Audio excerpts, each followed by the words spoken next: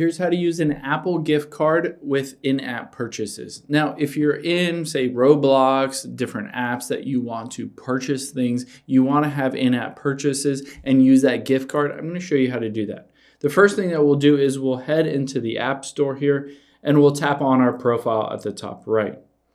Now, we can tap on our name at the very top here, and it might ask you to log into your account again. If you already have a balance here, right above where it says add money to your account, it might say that you have a current balance. So I don't currently have a balance, but if you did, it would just tell you whatever that balance is that you automatically be able to apply to in-app purchases.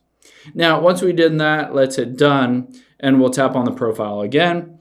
And now we'll tap on redeem gift card or code. This is if you just got a gift card and you wanted to use it for any of those in-app purchases. You can hit use camera here and you can just kind of scan that code, or you can always just hit enter code manually.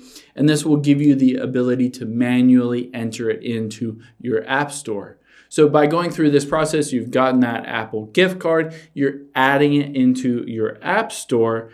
And then once that's in your app store, it will always default to using any of your in-app balance, your Apple gift card or whatever it may be, before it uses the credit card or debit card on file.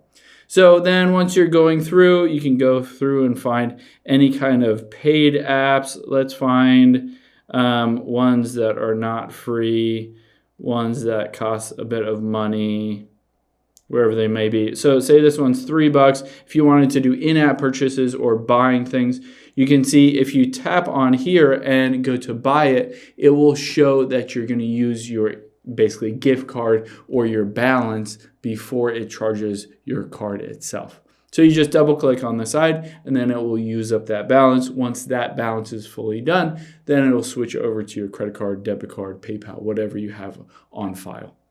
Hope this helps. If you have any questions on that, leave them in the comments down below, and I'll catch you on the next one.